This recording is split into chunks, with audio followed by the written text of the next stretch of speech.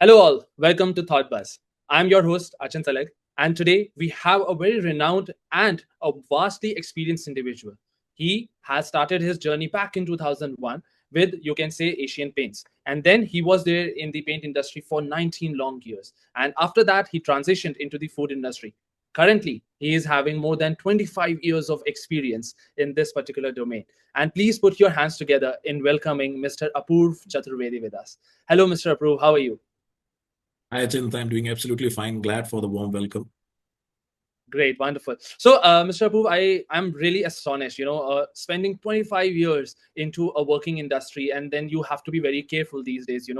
That what industry you are stepping in and what is the future behold. People are very skeptical about those things. So, I would love if you can, quickly take us through about your journey, what you have done in past, and where what you are currently doing. Yeah. Thanks, Achint.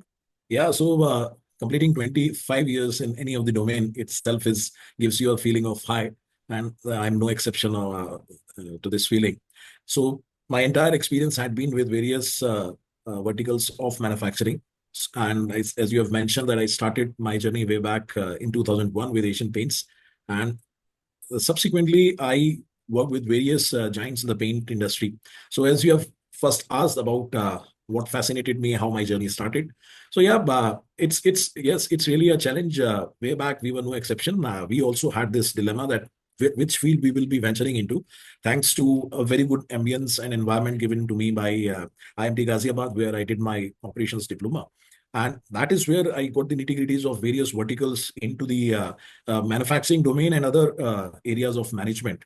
And that is where I really found that, yes, my knack lies where somewhere in the area where you have the opportunity to meet a lot of people, and that too, where you have a lot of technical acumen around. And it also got further strengthened with various industrial visits I did during my college, during my graduation and post-graduation.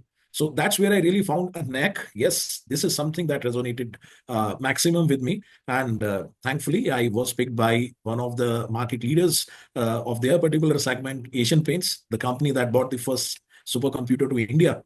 And fortunate that I would rather say that my academics got further enriched when I worked with Asian Paints. And subsequently, the journey graduated from Asian Paints to Narolac, then to Berger. And yeah, after completing good 19 years, wherein I got exposure of core operations. At the same time, I worked with planning vertical, standardization, new product development, and a lot of talent development programs I was a part of. I also got exposure to various management system, including quality management system, safety management system. And at the same time, it was equally equipped with a lot of IR related exposure of the industry. So on the HR and IR domain also, I've got a lot of exposure thanks to my previous employers. And that actually paved way for the subsequent middle managerial and senior managerial level kind of assignments. So yes, the knack I was able to find thanks to the academics and the good nurturing around. And yes, subsequently it got further enriched with the professional assignments I work with. And somewhere in 2019, I decided that let's explore the world further. And that's how Mars Wrigley happened. I started making gums and candies, a different business altogether and a different experience and a very fruitful one.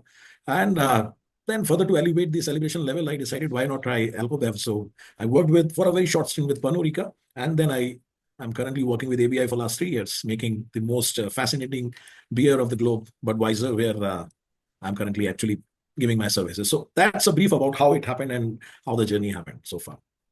Wow, Mr. Prue. It's very fascinating to hear, a life journey going through because there are many people, who reached out to me as well. Some are at the very entry level stage of their career. Some are at the medium level. They have, worked in the industry. So, it many times happens that when you are working in an industry, you have given many, many years. You want to, like you also thought, like, let me see what to explore more in the world. People always have that thought. Not everybody is very monotonous. So they are, continuously working in one field. So what is your take on transitioning into a completely new industry like you did, right? So what was the transition like for you? Like, was it like something like people are very reluctant in going into a new industry, thinking about, okay, we'll have to start from the scratch. So how was the experience for you? What was the outcome? What was your take upon the decision of transitioning from one industry to the other? Yeah, it's a very valid and very contemporary query. And yes, I experience it when I'm interacting with fresh talent influx and those who are actually moving to various other industries. See, first of all, there is a lot of evolution that has happened in the overall industry, and the industry understands the relevance of the skill set a person possesses. And it's not only the academics that plays its role. Yes, it lays the solid foundation, but during your journey, what kind of exposure you have experienced, that gives, first of all, you a lot of insight on what's the area where you are actually, there is a talent which has not been explored so far. And it also lays a lot of foundation for the organization they are pursuing for in a probable candidate. For example, as you have mentioned, from paints to gums and confection, you generally doesn't find people moving this way, Yeah. maneuvering in their career. But yes, in my case, when I got this particular, I was in conversation with Mass Wrigley. They were very clear on the expectations. So they said, we are not looking for an expert who can make candies. But yes, our requirements are somewhere similar to the kind of exposure you have demonstrated or the results that have been demonstrated in your career so far. So even I was a bit, I would not say skeptical is the right term, but I was a bit not 100% clear whether I will be able to make it or not. So that's one of the barrier which stays with most of the talent right now. Is still, it is prevalent, that a fear of unknown. So fortunately for me, I played my bet and I got that opportunity. But then I realized that it's not the functional expertise or a core product related expertise the organizations are looking for. Rather, they are looking for the kind of grooming which has happened, the exposure which has happened, and whether the skill set which has developed to this level, are they really meeting the expectation of the organization? So that really was something which I would say that I also experienced, but it worked. And what has happened today, it's quite significant to mention. Today, the curriculum, at the same time, the industrial environment is a lot more calibrated to what we used to witness some 25, 30 years back. Today, you will find that the curriculum are more structured towards the organization need, which was one of Yes. my initial challenge when I ventured into manufacturing. So I was good at my studies. I was having a lot of positive attitude, I can say.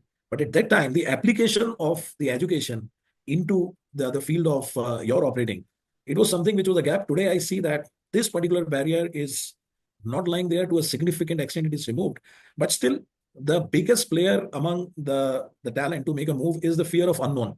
So I Yes. think the most conducive time is now. It's today, and we have seen a lot of other examples. Mine is more. Still, I stayed in the manufacturing gamut. I have a lot of friends who were with me, who started their journey with me. They are into IT field right now. Few have excelled in the field of IR. So it's no barrier today if you have the right attitude and if you identified your skill set well. So there are takers for that. That's my take on the entire journey so far. Got it. Understood. Very well understood. But don't you think, Mr. Apoorv, these days the manufacturing industry is a little bit on the declining end? Not many individuals are, aiming for that particular industry solely because automation has taken over. Like it's a very common question that is, usually arise when a person, especially going for such industry, they are always thinking about, okay, what after 10 years? Like suppose I have gone in this industry, I have acquired all the knowledge, but will it be relevant in future? So what is your thinking like? Because the curriculum has drastically changed in today's. There is always automation is somewhere or the other being added on in the curriculum. So what is your suggestion would be to younger folks who might be watching this podcast? So this question I have faced many times in my career so far. So to this Good. abstract thought, I will try to quantify it. If I have to say, basis the data, the ripple effect that manufacturing has on any of the economy, it's the maximum. I mean, rupees spent on manufacturing, it translates into a 2.6 to 2.8 rupees in the entire economy. So that's the impact manufacturing investment actually translates into. The second factor is, yes, despite of this thought being there, if you look at the number of manufacturing entries which are happening, the goods in which the organizations are venturing, it is somewhere at a steady rate of 3.8% annually, which is quite a significant number. So that way it rules out the thought which goes in the mind of many of the fresh budding talent that is it really worth moving into manufacturing? Now, if you look at the global scenario, not only India, if you look at China, America, and yes, many of the European countries, manufacturing segment is something which is the talk of the town throughout, and the emphasis is like never before what we see today.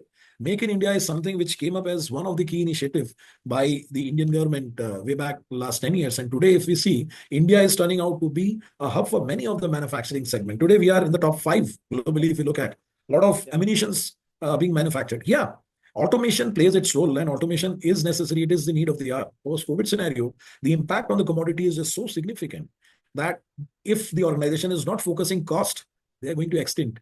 But Right. even with this, if you look at the rate of 3.8% has not declined. And don't go by the perception. Always try to see what does the database says, what is the trend, how the industries are moving, and what are the specific numbers behind these particular changes happening. Yes, you will find boom in the IT industry. AI is significantly leaping up. But if I look at, we are using IoT, we are using AI as an enabler, and at the same time, the expansion of scale is so humongous, the demands are increasing. Fresh commodities have come up. We are such a privileged generation. In terms of data, we have seen, we started when the radio televisions were there, they were emerging, and today you have everything at the click of the mouse. But I have not Yes. seen ever that the manufacturing sector has seen a decline, especially in India. So Okay. don't get diverged by the thoughts of somebody, rather validate it, and then it will be a better proposition to take a decision further. Definitely. So, what is gonna be your suggestion to students who are willing to go into the manufacturing industry? Yeah. So to your first question, that whether I should advise or not, I will definitely advise and see what I have learned in my journey. So I've been a professional who has been exposed to all the facets of manufacturing so far. But what I've realized, and that was something which turned out to be a really the moments what you call in your career, when I realized that it's not only the core, there is a lot of inputs from the other verticals, which is required for me to excel and to do a value add into the system. And so my first piece of advice will be excel your core, excel your core, because the process you are into, the system that you are exposed to, you should be thorough, and that should be your constant endeavor. That is my first and foremost message to anyone who is starting or thinking of starting their career with manufacturing. The second thing is you have to explore your horizon of learning. I mean, Yes. it's just like your academics. So first you learn the words, then you alphabets, then words, then sentence, then paragraphs. But then comes your overall out of the box thinking, your imagination, what we call in Hindi as Abhinav Kalpana. Yeah. So don't restrict, because in this journey, you will realize that there are aspects which will definitely add value to me as a candidate in the field of manufacturing. For example, I realized some after working 8 to 9 years into the manufacturing segment that I realized that, okay, my people bend is something which actually adds a lot of value into the system. And that is where and this message I didn't realize, I realized basis the feedback given to me. So I started building my skills there. In fact, in the mid of my career, I did my PG in HR management from Symbiosis, and that helped. Okay. So it's not this message is not specifically for the manufacturing segment. You have to, first of all, excel your core. And in that process, you try to take feedback, you do your self assessment and understand which are the areas where you find your natural instinct to learn and to contribute. And third is, I would mention that with this evolving change, stay updated. I mean, there are a lot of evolution happening. AI is something which is a big catalyst, and it can boost your career as well as the organization future as well. So stay updated and completely in line with what is happening around. And the biggest thing is trust people, but at the same time, trust the data points. So that's my mantra to all the manufacturing, I would say, those who are pursuing their career or about to start, that this is something which will definitely be it's a proven strategy for manufacturing, as well as I feel. Great, wonderful. But what I have understood, till now from our conversation, you are a very data-driven guy. You are someone who definitely looks into the perspective of not what others are saying, but what exactly the numbers are saying, right? But after hearing that, I there is a question that instantly clicked my mind. Back in 2001, there was not many ways by which you can evaluate data. And when you are stepping into something, yes, manufacturing industry was a very good go-to at that particular time, but building an interest, and when you are entering a highly competitive industry, you always look for one or few members who can give you an extra handhold to excel in that body and give you the right support. So I would love to know about that. When you saw that this is a highly competitive type of industry, like, did that demotivate you a little bit, or did that just made you, okay, it's a challenge for me, let me just go ahead with, or was there any special person, any mentor that you had that boost you along the way so that you kept on achieving? Yes. Uh, Thankfully for me, I work with organizations which were very structured, and the impact was evident in my functioning as well. And the emphasis on database, as I mentioned, the first supercomputer was born in India by Asian Paints. It was not with NASA, whatever, any of the aeronautic industry, nothing. It was by Asian Paints. So they paid the emphasis on the supply chain to that level way back in the 70s. Now, if I look at the journey of Asian Paints, they are growing, they are increasing the number of units. And today, I really feel proud that I served that organization for good 13 years. And the magnitude, it's still multiplying. Despite the fact there are many competitors who are there in the market, they are also growing. In fact, I work with the competitors as well. So, yes, data-driven approach is the mantra of the day. It is the call of the hour. Because those people who are taking data, not considering the data into their decision making, they are actually heading for a disaster. But yes, this particular aspect, as you have asked, it might have created some doubts in the mind of people that, okay, what will happen? So as I've said, fear of unknown is the biggest challenge that I have witnessed in my journey so far. Right. So you have to be expressive, and you have to, if you go for it, as I mentioned, can you please go back? I would give a suggestion to the members. Please have a review. Which all segments have got included into manufacturing in last 10 years?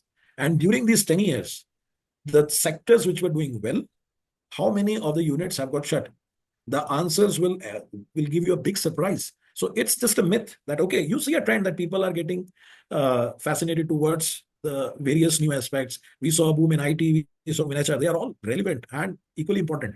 But that has not played a significant role in the deterioration of manufacturing as an industry. The second thing is the data-driven approach is giving a lot of flexibility in decision and agility in execution.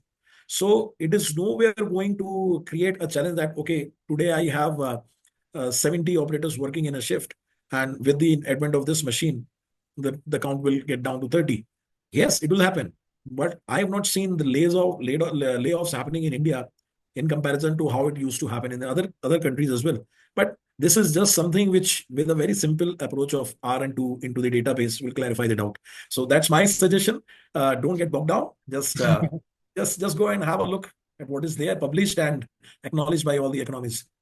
Definitely. It's very wonderful, hearing your thoughts, Mr. Apoorv. And I'm sure the people who are listening to this podcast, they must have got a lot of insights on what they should choose in life and how they have to work upon the unknown factor that we talked about, right? So before we end our discussion for today, there's one last question. We have spent a lot of time discussing about your major chunk of your career that is in manufacturing industry. We'd love to know a little bit thoughts about your current role that you are doing, like how it has been to you and what are the next steps?